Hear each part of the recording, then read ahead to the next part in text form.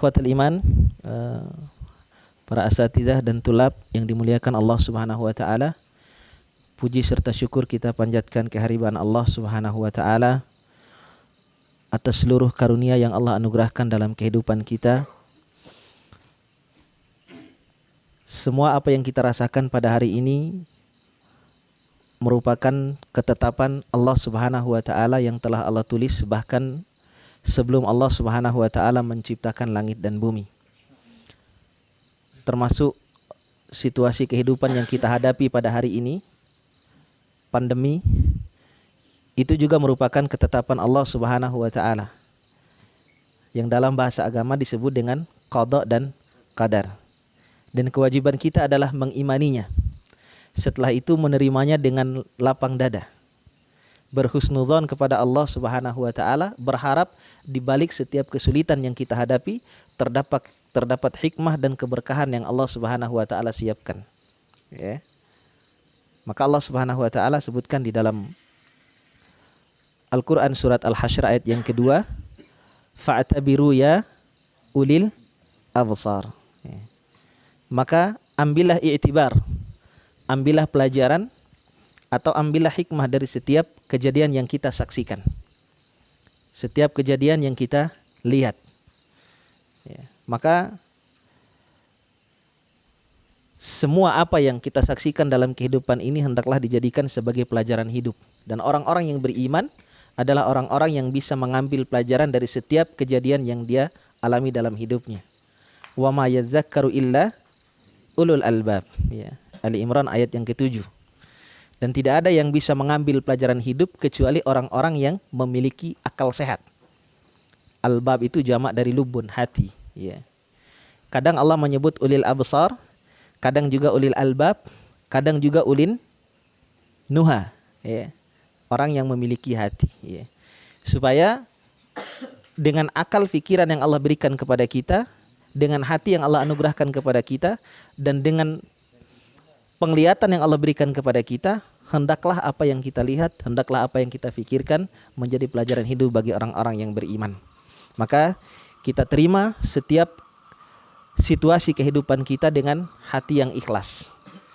Ya, karena semua telah Allah tetapkan dan Allah tulis di Lauhul Mahfuz. Kataballahu maqadiral khalaiq qabla ay yakhluqas samawati wal ard bi 50 alf sanah. Kata Nabi dalam hadis Muslim, Allah telah menulis semua apa yang terjadi dengan kehidupan manusia dari awal penciptaannya sampai nanti hari kemudian 50.000 tahun sebelum Allah ciptakan langit dan bumi. Ajal kita, rizki kita, jodoh kita, kegiatan kita hari ini di sini sudah menjadi catatan Allah Subhanahu wa taala. Maka orang yang beriman adalah orang yang bisa mengambil pelajaran. Ajaban li amril mu'min inna amrahu kullahu lahu khair wa laisa dzalika li ahadin illa lil mu'min. Kata Nabi sallallahu alaihi wasallam, sungguh mengagumkan kehidupan orang beriman itu. Ya. Jadi orang beriman itu luar biasa hidupnya. Kata Nabi sallallahu alaihi wasallam, inna amrahu kullahu lahu khair. Karena setiap situasi yang dia hadapi dalam kehidupannya selalu disikapi dengan sikap yang baik. Artinya tidak berburuk sangka kepada Allah, tidak berkeluh kesah, sekalipun kesulitan yang dihadapi. In asabahu sarra syakara fakana khairan lahu. Kalau Allah uji kehidupannya dengan kesenangan, Allah uji kehidupannya dengan nikmat, Allah uji kehidupannya dengan sesuatu yang menyenangkan, maka dia bersyukur dan itulah sikap yang terbaik. Wa in asabahu dharra sabara fakana khairan lahu. Pun jika Allah Subhanahu wa taala uji kehidupannya dengan sebaliknya, dengan kesempitan, dengan kemiskinan, dengan sakit dan seterusnya, maka dia bersabar dan itulah yang terbaik. Maka syukur dan sabar inilah yang menjadikan orang beriman itu ajaib, ya. Karena syukur itu disebutkan oleh para ulama nisfuddin, separuh agama. Separuhnya lagi adalah sabar. Karena ujian hidup itu tidak lepas dari dua hal, ya. Jangan dianggap bahwa ujian itu berupa sesuatu yang tidak enak saja, berupa sesuatu yang tidak menyenangkan semata, tidak. Kenikmatan, kebahagiaan, kesehatan itu juga ujian. Mampu gak kita bersyukur? Ya. Wa nabluukum bisyarri wal khairi fitnah wa ilaina turja'un. Kami uji manusia dengan dua bentuk ujian. Yang pertama adalah asyar, keburukan, yang buruk-buruk. Yang kedua adalah al-khair. Jadi kenikmatan juga adalah ujian. Sejauh mana kita mampu menghadapinya dengan baik, ya. Agar kita terus beribadah kepada Allah sebagai wujud syukur kita kepada Allah Subhanahu wa taala. Ikhwatan iman yang dimuliakan Allah Subhanahu wa taala, setiap ibadah yang kita kerjakan dalam kehidupan kita semuanya itu bersifat integral, ya. Integral itu saling berkaitan antara satu dengan yang lainnya, ya. Sehingga menjadikan ibadah itu sempurna, menjadikan ibadah itu utuh, ya. Kita ambil contoh supaya mudah memahaminya. Allah berfirman di Al-Baqarah 183. Coba kita perhatikan ayat ini. Ada 3 hal yang Allah sampaikan kepada kita, ya. Ya ayyuhalladzina amanu kutiba alaikumusiyam kama kutiba alal ladzina min qablikum la'allakum tattaqun. Ayat pertama yang turun terkait dengan kewajiban puasa di Madinah pada tahun 2 Hijriah, ya. Ada 3 hal yang Allah sampaikan dalam ayat ini yang antara satu dengan yang lainnya saling berkaitan, ya. Itu yang dimaksud dengan integral tadi, ya. Yang pertama, Allah menyampaikan tentang pentingnya keimanan. Sebab yang Allah seru adalah orang-orang yang beriman. Ya ayyuhalladzina amanu, ya. Berapa kali dalam Quran seruan ya ayyuhalladzina amanu? 90 kali, ya. Allah menyeru orang-orang beriman dengan kalimat ya ayyuhalladzina amanu, ya. Abdullah bin Mas'ud radhiyallahu taala anhu bila mengatakan idza sami'tumullaha ta'ala yaqulu fil Qur'an ya ayyuhalladzina amanu fa'ariha sam'ak. Kalau ada seruan ya ayyuhalladzina amanu dalam Al-Qur'an, maka perhatikan dengan baik. Karena ada 2 hal setelah itu. Tidak ada yang lain. Fa innahu amrun yu'maru bihi aw nahyun yunha anhu. Yang pertama setelahnya pasti ada perintah, atau kalau bukan perintah pasti ada larangan. Maka ayat-ayat yang berbicara tentang ya ayyuhalladzina amanu setelahnya selalu berbicara tentang perintah dan larangan untuk orang-orang yang diseru, untuk orang-orang yang beriman. Baik secara eksplisit atau secara implisit Allah sampaikan perintah atau larangan. Coba kita perhatikan ya ayyuhalladzina amanu, mulai dari ya ayyuhalladzina amanu pertama dalam Al-Qur'an. Ya ayyuhalladzina amanu surat Al-Baqarah la taqulu ra'ina, larangan, ya. Wa qul unzurna wasma'u, ya. Jadi larangan supaya tidak mengatakan ra'ina kepada Nabi sallallahu alaihi wasallam sebagaimana orang-orang kafir Quraisy mengejek Nabi sallallahu alaihi wasallam dengan ungkapan itu, ya. Begitupun ayat-ayat yang lain selalu setelahnya larangan atau perintah. Yang pertama yang Allah sampaikan adalah iman. Artinya ini adalah sesuatu yang fundamental dalam kehidupan kita. Dasar. Tanpa iman, semua kebaikan apapun yang kita kerjakan tidak diterima, ya. Kemudian yang kedua yang Allah sampaikan dalam ayat puasa ini adalah terkait dengan perkara ibadah. Ada iman, ada ibadah. Dan ibadah yang dimaksud oleh Allah dalam hal ini adalah ibadah siyam, ya. Kemudian yang ketiga Allah menyampaikan tentang akhlak. Karena akhlak yang tertinggi dalam Islam itu adalah taqwa. La'allakum tattaqun. Allah ingin menyampaikan kepada kita bahwa antara iman, ya, kemudian ibadah dengan akhlak itu satu kesatuan. Tidak bisa dipisahkan, ya.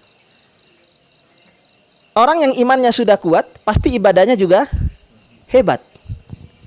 Kalau orang ibadahnya baik, ibadahnya benar, pasti akhlaknya juga baik, ya. Itu korelasi, itu kaitannya, ya.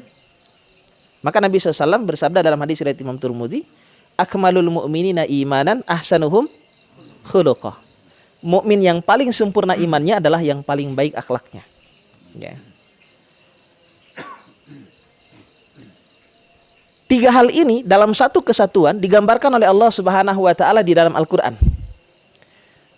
Seringkali Allah Subhanahu wa taala di dalam Al-Qur'an membuat sebuah permisalan agar kita merenungi. Ya. Jadi kadang-kadang Allah ingin membuat kita merenung ayat-ayat Al-Qur'an, di antaranya dengan membuat permisalan. Atau Allah juga menceritakan tentang kisah-kisah umat terdahulu sebagai pelajaran. Disebut dengan qasasul Qur'an. Nah, kalau kita belajar ulumul Qur'an, ya, itu ada bab tentang qasasul Qur'an, ya. Ada bab tentang amsalul Qur'an. Di dalam Al-Qur'an Allah Subhanahu wa taala seringkali membuat amsal, permisalan, ya, supaya menjadi la'allahum yatadzakkarun, supaya kita merenung, ya. Allah membuat permisalan di dalam surat Ibrahim ayat 24 ayat 25. Ada yang hafal? Surat Ibrahim ayat 24 ayat 25. Alam tara kaifa daraballah masalan kalimatan thayyibatan kasyajaratin thayyibah asluha sabitun wa far'uha fis sama. Ayat 25-nya, tu'ti ukulaha kullahinin bi'izni rabbiha wa yadribullahu al-amsala lin-nasi la'allahum yatadzakkarun. Tidakkah kita perhatikan kaifa daraballahu masalan, bagaimana Allah membuat perumpamaan. Kalimatan thayyibah, kalimat yang baik. Dalam tafsiran para ulama yang dimaksud dengan kalimat thayyibah itu adalah kalimat tauhid la ilaha illallah, dasar iman. Artinya kalau iman itu sudah kuat dalam diri seorang mukmin, maka kasyajaratin thayyibah, maka dia akan seperti pohon yang baik. Ya. Karakter pohon yang baik itu kata Allah Subhanahu wa taala adalah pohon yang asluha sabitun wa far'uha fis sama, yang akarnya menancap kokoh ke dalam bumi dan cabangnya menjulang tinggi ke atas langit. Ya.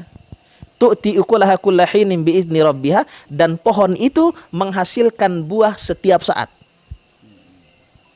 atas izin Allah. Demikianlah Allah membuat perumpamaan agar manusia ingat kepada Allah Subhanahu wa taala. Ya. Pohon apa yang Allah maksud dalam ayat ini? Kurma. Makanya kita perhatikan pohon kurma itu kuat, kokoh. Angin, badai, kuat dia. Ya. Maka mukmin yang kuat itu kata Allah Subhanahu wa taala haruslah seperti pohon kurma. Tiga hal tadi yang digambarkan oleh Allah Subhanahu wa taala dalam ayat ini. Di mana pohon kurma itu? Yang pertama adalah pohon yang akarnya kuat. Akarnya kuat kurma itu. Ya. Akarnya itulah yang digambarkan sebagai keimanan. Ya. Kenapa akar kurma itu kuat? Karena konon pohon kurma itu, petani kurma itu kalau tanam pohon kurma, dia gali dulu 1 meter 2 meter tuh, di padang pasir. Untuk nanam bijinya itu, setelah itu di atasnya ditimbun dengan batu. Bukan dengan pasir, dengan batu. Ya. Apa tujuannya? Supaya tunasnya, supaya akarnya kuat ke bawah. Karena dia sulit menembus batu, sehingga dia akarnya terus tumbuh ke bawah dan menjadi kuat. Makanya pohon kurma itu kuat, ya. Baru kemudian kalau akarnya sudah kuat, baru dia tumbuh tunas sampai menyingkirkan batu yang ada di atasnya. Ya. Nah, akarnya digambarkan sebagai keimanan. Ya. Yang kedua, pohonnya yang menjulang tinggi ke atas langit, itu yang dimaksud adalah ibadahnya. Orang mukmin itu ibadahnya harus terus tertuju kepada Allah yang bersemayam di atas arsy. Ya.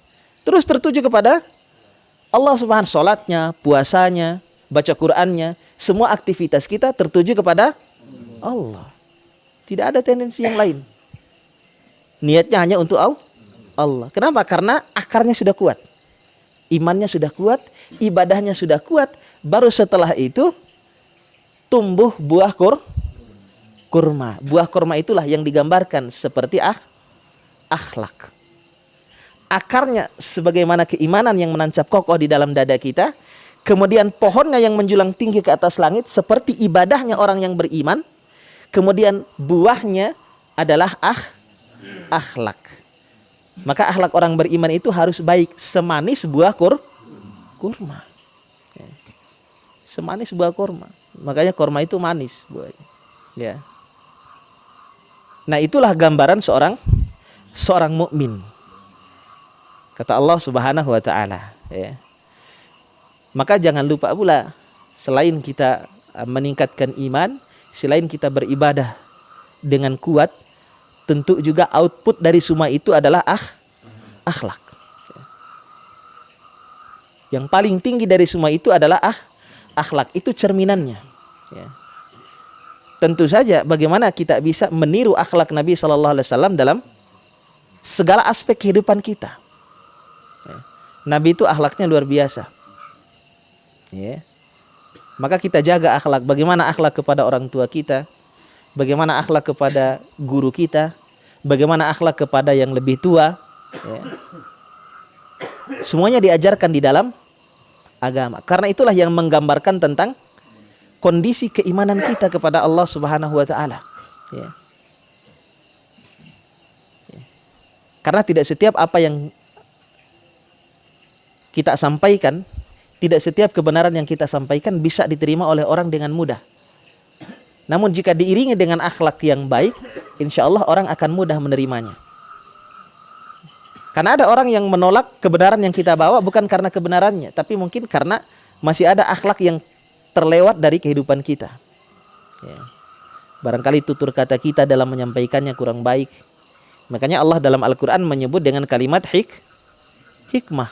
Mengajak orang pun harus dengan akhlak yang baik. Ya. Membuat orang bersimpati. Ya. Agar mau dekat kepada Allah. Mau'idhah hasanah yang kedua, dengan kata-kata yang baik. Pun jika dihadapkan dengan sebuah perdebatan, fajadilhum billati hiya ahsan, tetap dengan cara yang terbaik. Ya. Maka inilah pentingnya bagi kita untuk meneladani akhlak Rasulullah Shallallahu Alaihi Wasallam. Ya.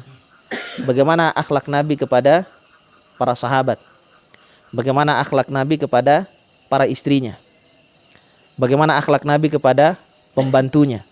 Ya. Bahkan bagaimana akhlak Nabi Shallallahu Alaihi Wasallam kepada orang-orang yang ingin mencelakakannya, orang-orang yang memusuhi dakwahnya. Ya. Jangan sampai pula kita terkecoh. Nabi kan pemaaf. Ya. Nabi kan bahkan pernah menyuapi wanita tua Yahudi yang selalu menyakitinya ketika ke masjid, kan gitu. Pernah dengar nggak ceritanya? Di buku apa itu ceritanya? Ada nggak yang nemukan ceritanya? Di buku apa atau hadisnya riwayat siapa?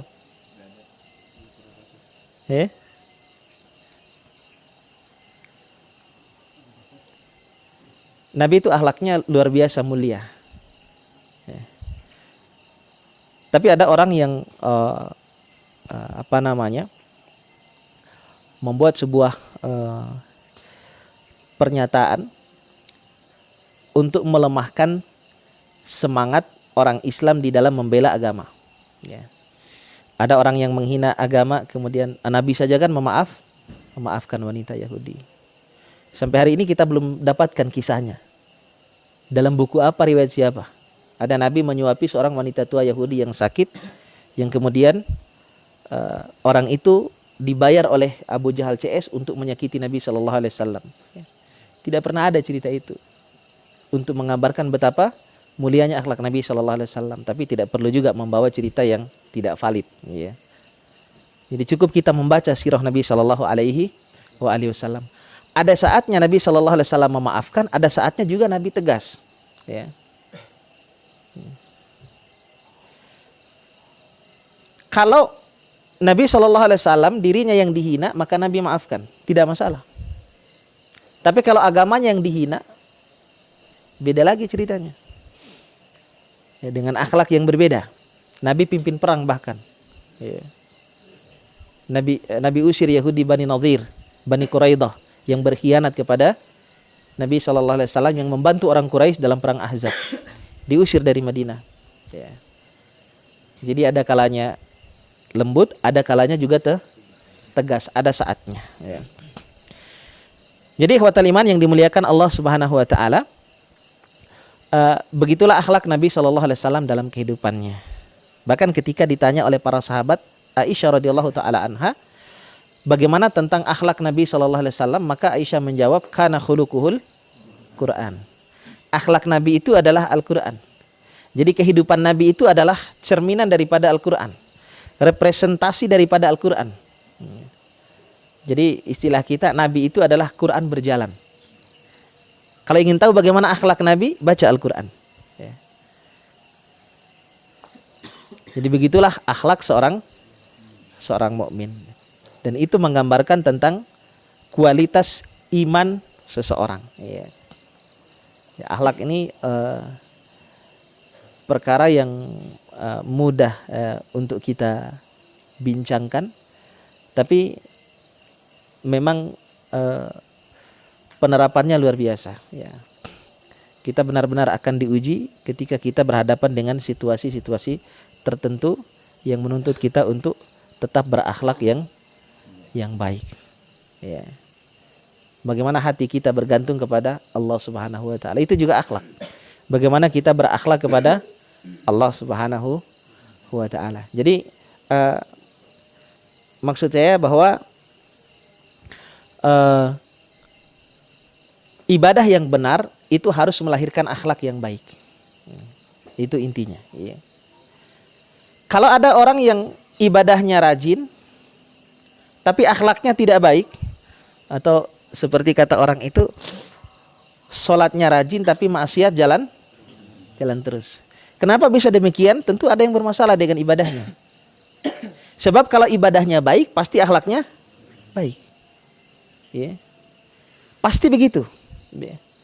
Karena Allah Subhanahu wa taala sendiri yang menyebutkan dalam Al-Qur'an, aqimis shalah inna sholata tanha anil fasya wal munkar. Dirikan salat. Jika benar salat yang engkau dirikan, salat itu akan mencegah pelakunya dari perbuatan fahsya dan mungkar. Fahsya itu segala sesuatu yang buruk berupa ucapan dan perbuatan. Mungkar itu segala yang buruk menurut agama dan akal. Nah, kalau orang yang ibadahnya baik, salatnya baik, pasti dia akan punya rem untuk tidak terjerumus ke dalam perbuatan fahsya dan mungkar. Ya. Jadi begitu yang ingin Allah Subhanahu wa taala sampaikan kepada kita. Maka seorang mukmin yang baik, seorang mukmin yang hebat itu adalah dia yang bisa menjadi seperti pohon kurma. Ya. Luar biasa ini. Jangan hanya dimakan pohon kurma, jadikan sebagai pelajaran. Buah kurma itu luar biasa. Termasuk dalam penelitian orang Amerika, jurnal American Scientist itu meneliti buah kurma. Ternyata ditemukan bahwa tidak ada buah yang mengandung seluruh unsur vitamin selain buah kurma. Sehat. Maka kata Nabi itu, orang yang tidak ada buah kurma di rumahnya, maka dia orang miskin. Meskipun rumahnya lantai 7. Kalau nggak ada kurma di rumahnya, orang miskin, kata Nabi. Makanya siapin kurma biar nggak disebut miskin. Ya. Itu luar biasa buah kurma. Dan dia itu tahan lama, buah kurma itu bisa bertahan sepanjang tahun. Ya. Luar biasa. Ikhwatal iman yang dimuliakan Allah Subhanahu wa taala, maka di setiap aktivitas kita Allah Subhanahu wa taala dan Nabi sallallahu alaihi wasallam mengajarkan kepada kita agar kita berlaku baik, agar kita memiliki akhlak yang baik. Makanya ketika kita melihat wajah kita melihat diri kita di dalam sebuah cermin, Nabi ajarkan doa. Ya. Nabi ajarkan doa. Jadi jangan asal bercermin, Nabi ajarkan doa. Jadi biasakan mengucapkan zikir atau doa ketika kita melakukan aktivitas apapun. Ya. Inilah paripurnanya ajaran Islam. Makanya Allah menyebut Islam itu dengan ajaran yang akmal dan atmam. Al-yauma akmaltu lakum dinakum wa atmamtu alaikum ni'mati wa raditu lakumul islama dina. Potongan surat Al-Maidah ayat berapa? Ayat 3. Ayat yang terakhir kali itu turun. Ya, ketika Nabi haji wada, sekitar setahun sebelum Nabi wafat, ya. Jadi turun ayat itu menggambarkan bahwa Islam ini telah sempurna. Akmaltu, akmal, sempurna. Atmam yang kedua paripurna. Sekecil apapun aktivitas kita itu selalu diatur di dalam ajaran Islam. Sampai saat kita bercermin diatur dalam Islam. Sampai kita masuk ke toilet diatur oleh Islam. Sampai kita bangun tidur diatur oleh Islam. Ya. Bukan diatur kurikulum sekuler.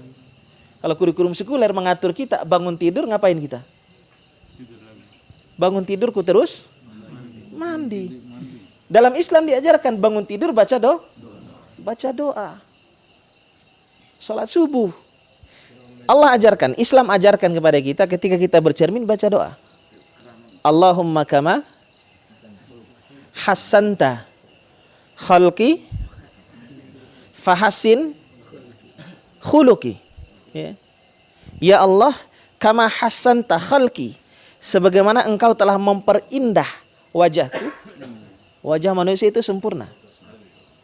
Maka Allah sebut fi ahsani takwim, karena sempurna penciptaan manusia. Bentuknya sempurna, komponennya juga sempurna. Saraf-sarafnya tidak ada yang konslet. Ya. Tidak ada yang konslet kecuali beberapa orang, Abu Janda dan CS-nya, ya. Itu konslet sarafnya, ya. Jadi luar biasa sempurna penciptaan manusia. Hidung lubangnya di bawah. Bayangkan hidung lubangnya di atas. Gak ada yang berani mandi hujan. Sempurna penciptaan manusia. Sebagaimana Allah telah sempurnakan, telah memperindah bentuk rupa kita, fahassin khuluqi, maka perindah pula akhlak. Ya. Nah, kalau baca doa baca yang ada harokatnya supaya tidak salah. Kholki dengan khuluki itu beda harokat saja, hurufnya sama. Kho, lam, qaf dan ya nisbah terakhirnya. Kholki dengan khuluki, hurufnya sama tapi beda harokat, beda Kalau kholkun itu artinya penciptaan. Makanya Allah itu khaliq, yang maha menciptakan. Yang diciptakan disebut dengan makhluk. Nah, kalau akhlak itu bahasanya khulkun. Khulukun, jamaknya adalah akhlak. Ya. Makanya jangan salah baca. Khulkun dengan khulukun itu sudah beda. Dalam bahasa Arab itu beda harokat, itu beda makna. Makanya jangan salah baca. Salah baca maka salah pula dalam implementasinya. Ya. Makanya kenapa orang nggak nikah? Itu karena salah baca hadis. Nabi bilang an-nikahu sunnati. Ada ya-nya. Nikah itu adalah sunnahku. Karena dia baca tulisan yang nggak ada harokatnya, dibacanya an-nikahu santai. Nggak nikah. Sunnati dibaca santai, nggak nikah. Ya.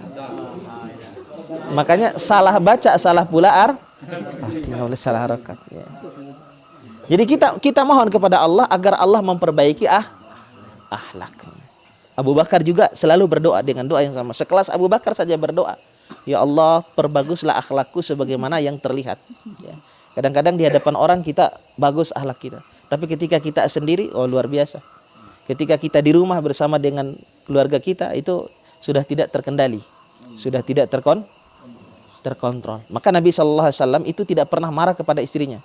Anas bin Malik yang bersaksi. Siapa Anas bin Malik? Ya. Jadi salah satu sahabat yang terakhir meninggal. Ya. Jadi Anas bin Malik itu pembantu Nabi. Ya. Jadi ketika Nabi dalam perjalanan hijrah itu sampai di Madinah, ya, ibunda Anas bin Malik datang menemui Nabi, menawarkan agar anaknya dijadikan sebagai pembantu Nabi. Dan tawaran itu diterima oleh Nabi SAW dan bahagia sekali ibunda Anas bin Malik, termasuk Anas bin Malik, karena menjadi pelayan untuk manusia terbaik. Apa kata Anas bin Malik? Selama 10 tahun saya bersama dengan Nabi SAW, tidak pernah sekalipun saya mendengar dan melihat Nabi memarahi istrinya. Padahal istri Nabi banyak. Kita istri satu aja marah mulu. Gak pernah marah. Bahkan kata Anas bin Malik, dia tidak pernah memarahiku sebagai pembantu. Nah, luar biasa akhlak Nabi SAW. Nabi kalaupun marah, diam. Nabi pernah marah sama Aisyah kan? Dalam peristiwa apa? Nabi tidak mengajak bicara Aisyah selama 1 bulan. Dalam peristiwa hadis ifki. Hadis ifki itu bahasa kita berita palsu, berita hoax. Ya. Jadi Nabi suatu ketika dalam perjalanan safar ketika pulang, ya, Nabi itu biasa kalau melakukan safar itu selalu mengundi istrinya. Siapa yang ikut pada safar kali ini? Jadi diundi istrinya. Kalau istri 1 nggak perlu diundi, apalagi nggak punya. Ya. Kalau istri 2 diundi, ini sunnah. Jadi Nabi begitu. Nah, ketika suatu saat, ketika pasukan rombongan safar itu sedang istirahat dan Aisyah itu berada dalam tandu di atas onta yang tandu oleh para sahabat, kemudian turun untuk sebuah hajat. Ketika Nabi SAW memerintahkan pasukan untuk kembali melanjutkan perjalanan, nah para sahabat tidak mengerti ternyata Aisyah itu sudah turun dari tandu. Akhirnya mereka angkat tandu, lanjutkan perjalanan. Rupanya di dalam tandu itu tidak ada Aisyah. Dan sahabat tidak menyadari. Sehingga ketika Aisyah kembali ke tempat semula, ternyata Aisyah sudah tertinggal dari rombongan. Ada satu sahabat yang memang berjalan terakhir untuk menyisir, siapa tahu ada pasukan yang tertinggal. Ternyata benar Aisyah yang tertinggal. Ditemukan oleh sahabat ini. Siapa nama sahabatnya? Sofwan bin Mu'attal. Dia hafal tuh. Sofyan bin Mu'attal, ya. Menemukan Aisyah ibunda istri Nabi Shallallahu Alaihi Wasallam. Tidak mungkin dibiarkan begitu saja Aisyah, kan ditinggal. Akhirnya beliau turun dari ontanya, memperkenankan Aisyah untuk naik ke atas ontanya dan dibawa oleh Sofyan bin Mu'attal. Padahal Sofyan bin Mu'attal sepanjang perjalanan tidak pernah menatap Aisyah, bahkan tidak pernah berbicara dengan Aisyah untuk menjaga muru'ah ummul mukminin. Tapi namanya orang munafik selalu melihat celah untuk memfitnah Aisyah. Kemudian orang munafik menyebarkan berita palsu dengan mengatakan Aisyah telah berselingkuh dengan Sofyan bin Mu'attal. Nabi sampai tidak berbicara dengan Aisyah selama 1 bulan. Tentunya sambil menunggu wahyu yang turun untuk menjelaskan peristiwa itu. Ya. Sampai turun wahyu yang menjelaskan bahwa itu adalah berita palsu. Surat An-Nur ayat berapa itu? 15 ya. Mau 1 halaman penuh itu. Ya. Jadi bercerita tentang Sofyan bin Mu'attal bahwa itu adalah cerita bohong. Dan akhirnya orang-orang munafik dihukum oleh Nabi Shallallahu Alaihi Wasallam. Jadi Nabi itu begitu sama istri-istrinya. Apalagi dipukul nggak pernah. Ya. Nabi itu pernah disidang oleh para istrinya. Ya. Disidang oleh para istrinya. Wahai Rasulullah, kami ingin tahu siapa sebenarnya di antara kami ini yang paling engkau cintai.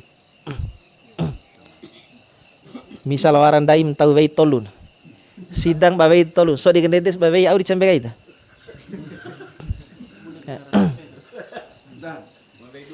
Iya. Pes bandai li Siti nembanil Jamila. Kan dete. Pes bandai sebuah nembani duan enggak? Kan dete. Nguacili. Ah, nguacili. Jabri.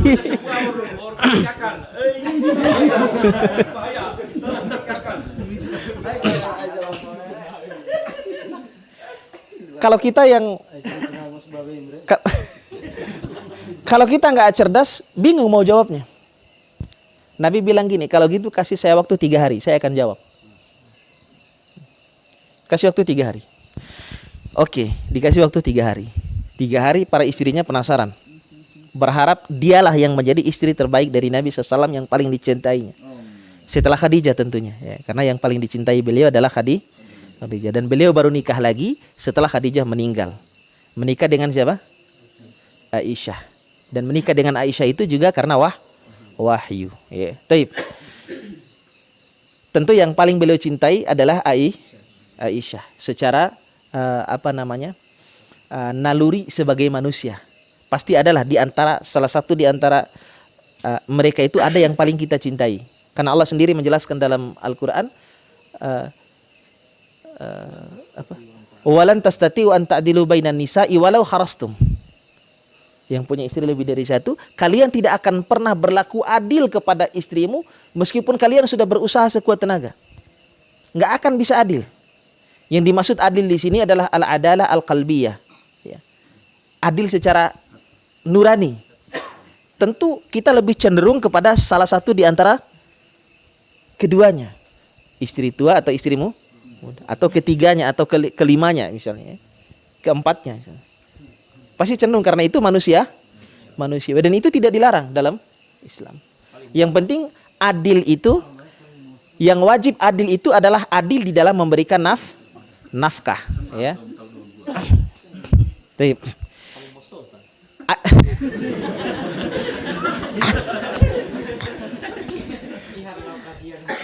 Angkat tangan itu sih. Oh, senuntuk pakar ya. Istilah mana? Baik. Akhirnya diberi waktu 3 hari Nabi SAW, ya. Nah, di antara 3 hari itu Nabi SAW rupanya berkeliling ke semua rumah istrinya tanpa sepengetahuan istri yang lain. Ya. Jadi malam ini Nabi SAW kasih hadiah, ya. Kasih hadiah kepada istri yang satu, kasih hadiah kepada Aisyah, sambil menitipkan pesan, wahai Aisyah, saksikan malam ini aku memberimu hadiah sebagai bukti cinta. Tapi saya minta kepadamu, tolong jangan ceritakan kepada istri-istriku yang lain. Disuruh rahasiakan.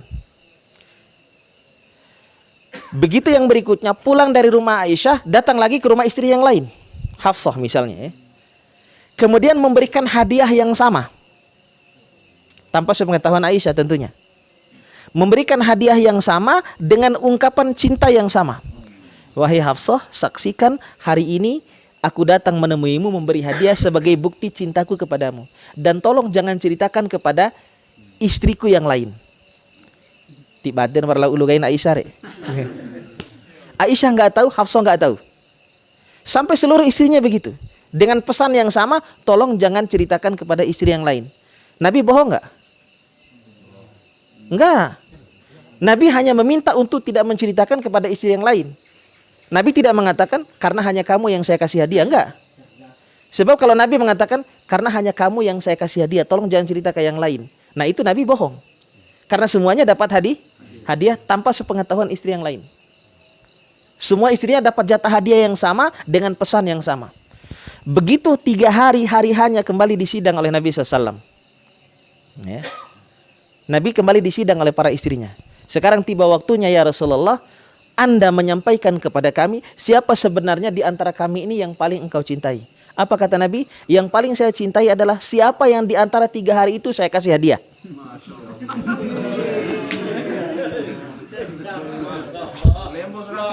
Iya nih, Lembo Sarafi, enggak adalah Isa, nahu pala. Enggak adalah Hafsah, oh nahu pala. Semua istrinya itu bisa dicontoh, bagus.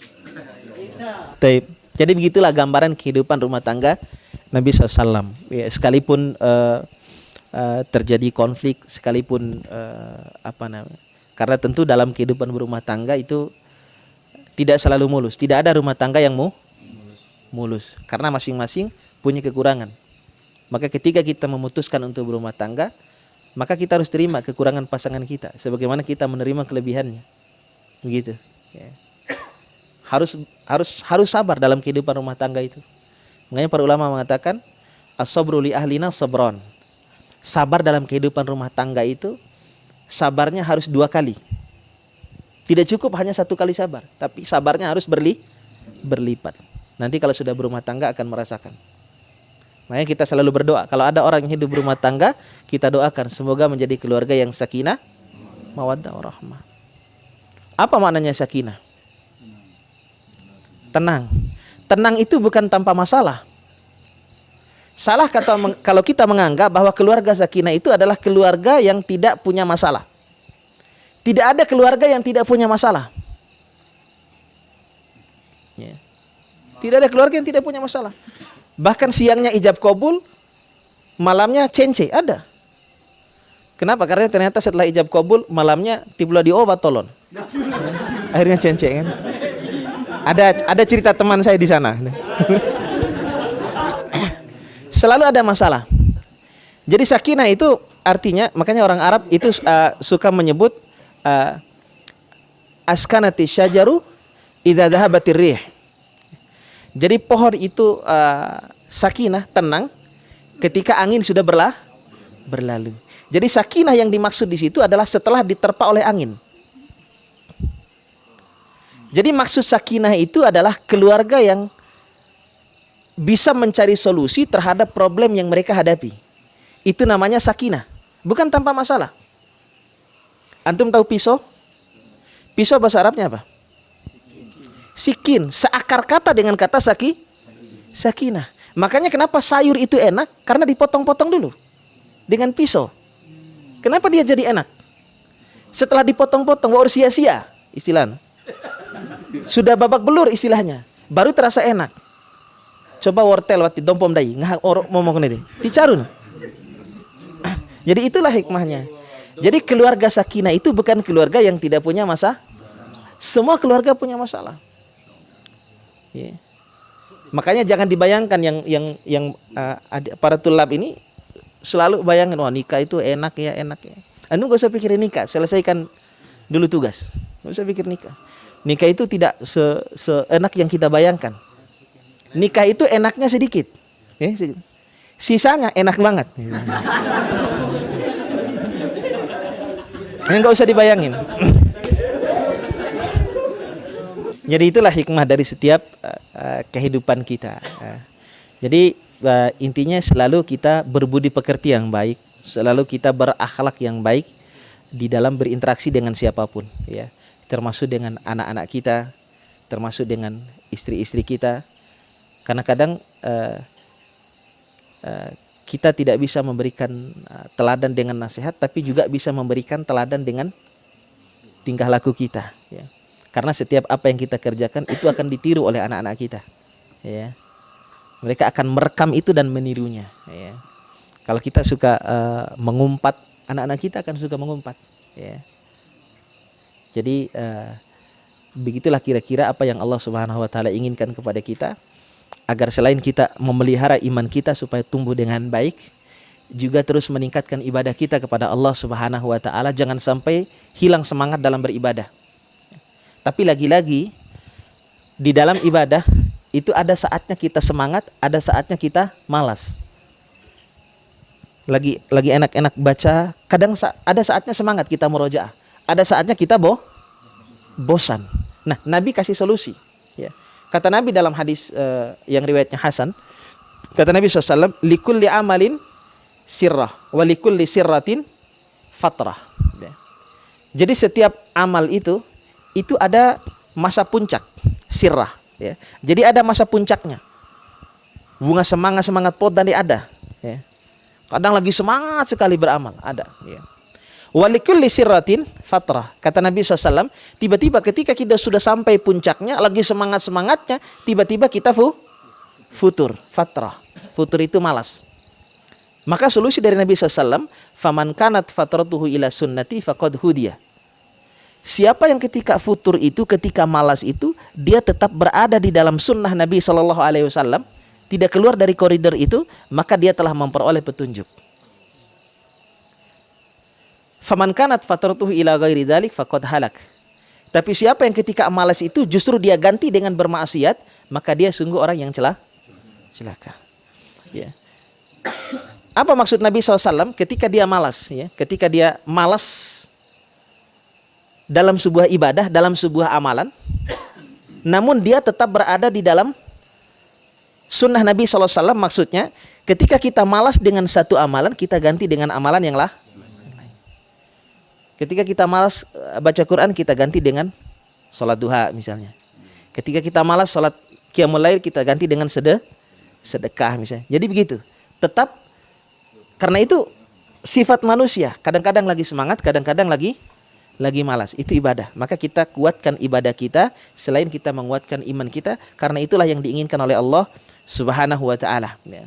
Selain ibadah kita kuat, juga kita harus memupuk, ya, sikap-sikap atau sifat-sifat yang baik dalam kehidupan kita, sebagaimana sifat Nabi Shallallahu Alaihi Wasallam, dengan akhlak yang baik. Karena salah satu yang bisa kita teladani dari Nabi SAW, selain meneladani akidahnya, meneladani ibadahnya, juga meneladani akhlak. Bagaimana akhlak Nabi? Baca hadis-hadis Nabi. Nabi itu banyak sekali hadis-hadis yang berbicara tentang akhlak Rasulullah Shallallahu Alaihi Wasallam.